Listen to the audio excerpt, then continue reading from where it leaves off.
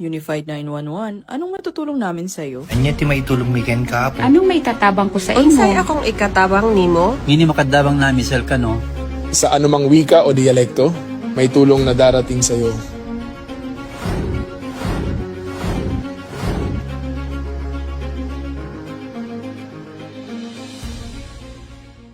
Lilingkod sa bawat Pilipino at magbibigay ng tamang impormasyon para sa tahimik at maayos na Pilipinas. Police News Network, alagad ng batas, tagapagtaguyod ng balitang pulis, sandigan ng mamamayan, patnubay ng katotohanan. Na Kampo Krame, maghahatid ng pinakahuling kaganapan at nagbabagang balita. Ito ang PNN Police News Network. At ngayon, ang inyong mga tagapagbalita. Magandang araw, bagong Pilipinas. Ako ang inyong alagad ng batas, tagataguyod ng Balitang Pulis, Patrolwoman Sari Bernales. Maghahatid sa inyo ng tamang balita, kwento ng pulis at serbisyo para sa mamamayan. At ito ang PNP News Online, ang pangunahing balita ng Police News Network.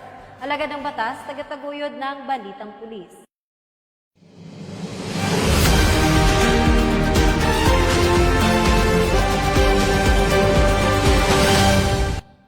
Narito ang mga balitang hatid ng ating PNN correspondents mula sa iba't ibang panig ng bansa.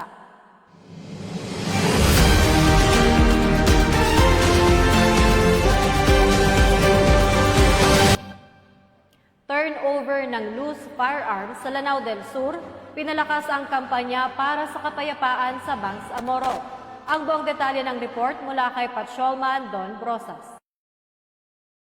Si Police Brigadier General Christopher Abescia, Acting Regional Director ng Police Regional Office Bangsamoro Autonomous Region, sa joint ceremonial turnover of loose firearm, ICOW Small Arms and Light Weapons Management Program na ginanap sa Municipal Gymnasium ng Taraca nitong 19 ng Mayo.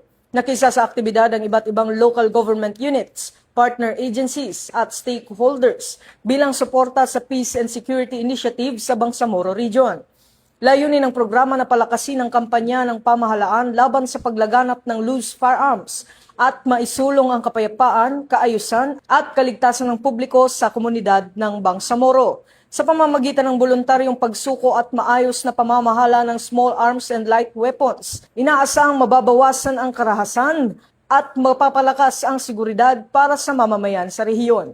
Patuloy namang isinusulong ng Philippine National Police ang adhikaing bagong PNP para sa bagong Pilipinas, serbisyong mabilis, tapat at nararamdaman. Mula rito sa PNP National Headquarters, ako ang inyong PNN correspondent, Patrolman Don Brosas, alagad ng batas, tagataguyod ng Balitang Pulis. Maraming salamat, Patrolman Brosas. 40 unit ng NMAX motorcycle formal nang ipinagkaloob ng lungsod ng Maynila sa Manila Police District. Ang buong detalye ng report mula kay Patrolman Adrian Dayaw.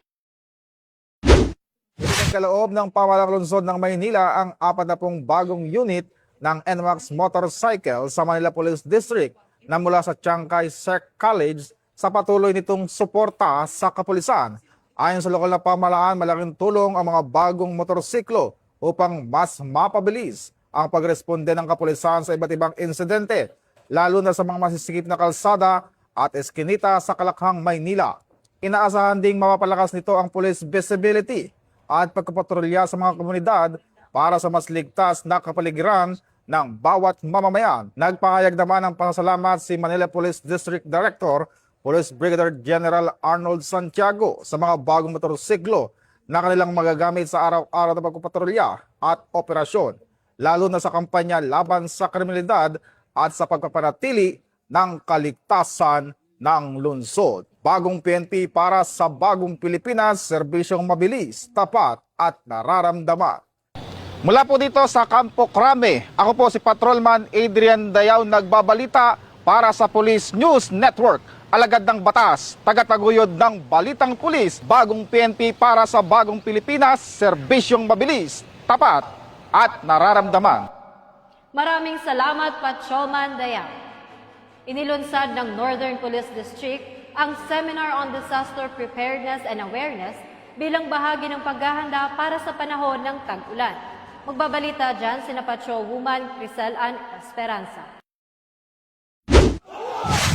Matagumpay na inilunsad ng Northern Police District ang kick-off seminar on disaster preparedness and awareness bilang bahagi ng paghahanda para sa nalalapit na tag-ulan. Layunin ng aktibidad ng palakasin ang kahandaan at kakayahan ng mga kapulisan ng Northern Police District sa pagtugon sa iba't ibang uri ng sakuna at emergency situations. Personal na dumalo si Acting District Director Police Brigadier General Benliner L. Capili kasama si Police Colonel Charlie A. Cabradilla at si Mr. Emmanuel G. De Los Santos na nagsilbing lecturer at resource speaker ng naturang seminar. Sa kanyang mensahe, binigyan diin ni Police Brigadier General Capili ang kahalagahan ng pagiging handa, disiplinado at maagap na pagtugon ng bawat pulis sa oras ng kalamidad. Dapat ikaw ay physically fit. Dapat ikaw ay skills. Kasi ikaw yung haharap sa community, haharap ka sa mga tao. Kung wala kang sapat na kaalaman, kakayahan, at sapat na physical na lakas, paano ka makakapagtrabaho ng mga ito? Mahalaga ang patuloy na pagsasanay at pagpapalakas ng kaalaman upang masiguro ang ligtas at epektibong serbisyo sa publiko sa panahon ng emerhensiya. Tinalakay sa aktibidad ang mahalagang paksa ukol sa disaster preparedness, emergency response procedures, rescue operation, at iba't ibang safety protocols na naglalayong higit pa na mapalawak ang kamalayan at kahandahan ng mga kapulisan. Ang gawaing ito ay patunay ng patuloy na dedikasyon ng Northern Police District sa pagpapalakas ng kahandaan, disiplina at kakayahan ng bawat alagad ng batas tungo sa mas epektibong paglilingkod at pagprotekta sa mamamayan sa oras ng pangangailangan. Dahil ito ang bagong PNP, para sa bagong Pilipinas, serbisyong mabilis, tapat at nararamdaman. Mula rito sa Barangay Longos, Malabon City, ako po ang inyong PNN correspondent, Patrolwoman Crisel Ann Esperanza, alagad ng batas, tagataguyod ng Balitang Pulis. Maraming salamat, Patrolwoman Esperanza. Sunod-sunod na matagumpay na operasyon ng Criminal Investigation and Detection Group sa iba't ibang bahagi ng bansa laban sa loose firearms. 3.8 million na smuggled cigarettes, 9.5 tire operation, illegal petroleum trading at illegal logging na abistado. Muling magbabalita dyan si Patrolman Don Brosas. Sunod-sunod na matagumpay na operasyon ang inilatag ng Criminal Investigation and Detection Group sa iba't ibang bahagi ng bansa laban sa loose firearms, smuggled cigarettes, illegal petroleum trading o PAIHI, illegal logging at iba pang paglabag sa batas. Sa ilalim ng direktiba ni Chief PNP, Police General Jose Melencio Nartates Jr. at pamumuno ni Police Major General Robert Morico II, pinaigting ng CIDG ang kampanya kontra kriminalidad at illegal operations. Sa Sultan Kudarat, isang lalaki ang naaresto matapos makumpiskahan ng iba't ibang matataas na kalibre ng baril at mga bala. Sa Bulacan naman, sinalakay ng mga operatiba ang umano'y illegal PAIHI operation kung saan nasabat ang mahigit 429,000 pesos halaga ng diesel at kagamitan. 2 Chinese nationals din ang arestado sa Pampanga matapos mabisto ang umano'y illegal tire pyrolysis operation kung saan mahigit 9.5 milyong pisong halaga ng kagamitan at materyales ang nakumpiska. Sa Davao del Norte, 3 lalaki ang nadakip dahil sa pagbebenta ng umano'y illegal cigarettes na walang tax stamps at graphic health warnings. Habang sa Misamis Oriental ay mahigit 1 milyong pisong halaga ng illegal nara lumber ang nakumpiska. Nahuli rin sa Zamboanga City ang mahigit 3.8 milyong pisong halaga ng hinihinalang smuggled cigarettes sa operasyon ng CIDG at Bureau of Customs. Samantala sa Masbate, 3 hinihinalang miyembro ng Communist Terrorist Group ang naaresto kaugnay ng pagpaslang sa isang guro noong 2010 sa tulong ng PNP at AFP intelligence units. Ayon kay Police Major General Morico II, tuloy-tuloy ang agresibong kampanya ng CIDG laban sa lahat ng uri ng iligal na operasyon upang maprotektahan ng publiko, kalikasan at seguridad ng bansa. Patuloy namang isinusulong ng PNP ang adhikaing bagong PNP para sa bagong Pilipinas. Serbisyong mabilis, tapat at nararamdaman. Mula rito sa PNP National Headquarters, ako ang inyong PNN correspondent, Patrolman Don Brosas, alagad ng batas, tagataguyod ng Balitang Pulis. Maraming salamat, Patrolman Brosas.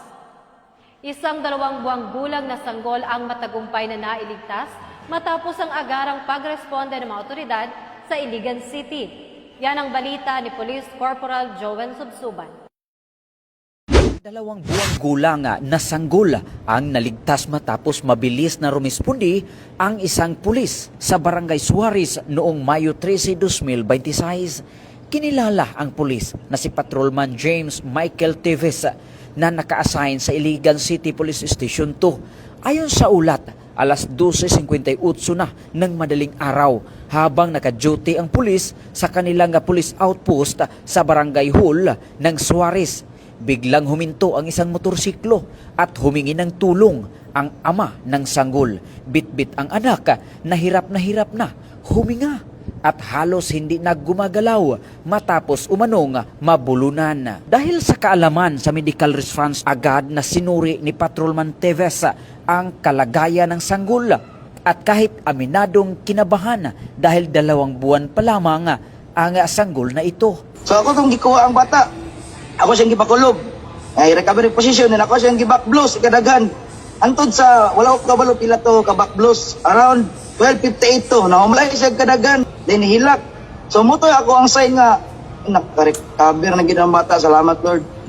Dahil sa mabilis na pag-iisip at dedikasyon sa pagliligtas ng buhay, naagapan ang posibleng trahedya. Agad na dinala ng Barangay Suarez Medical Response Team at rescuers ang sanggol sa pinakamalapit na hospital. Mula dito sa Campo Alagar, ako po ang inyong Police News Network correspondent mula sa Regional Public Information Office ng Police Regional Office 10, Corporal Joel Lazaro Subsuban, alagad ng batas, tagataguyod ng Balitang Pulis. At yan ang mga balitang nakalap ng ating PNN correspondents mula Luzon, Visayas at Mindanao. Para sa mas malawak at mabilis na ulat ng mga balita, huwag kalimutang mag-like, follow and share sa aming official social media accounts ng Police News Network. Tutok lang sa aming YouTube channel para sa mga live stream at replays at i-follow kami sa X account para sa mga real-time updates at Facebook account ng Police News Network. Manatiling mapagmatsyag at laging alamin ang totoo. Sa ngalan ng pamunuan ng Philippine National Police sa pamumuno ni Chief PNP, Police General Jose Melencio Nartates Jr. at sa pamumuno ni President Ferdinand Bongbong Marcos Jr., kami ay maglilingkod sa bawat Pilipino at magbibigay ng tama at balanseng balita. Mula rito sa tanggapan ng tagapag-ugnay ng Pambansang Pulisya, ako ang inyong alagad ng batas, tagataguyod ng Balitang Pulis, Patrolwoman Sari Bernales. Maghahatid ng tamang balita, kwento ng pulis at serbisyo para sa mamamayan. At ito ang PNP News Online, ang pangunahing balita ng Police News Network. Ito ang bagong PNP para sa bagong Pilipinas. Serbisyong mabilis, tapat at nararamdaman.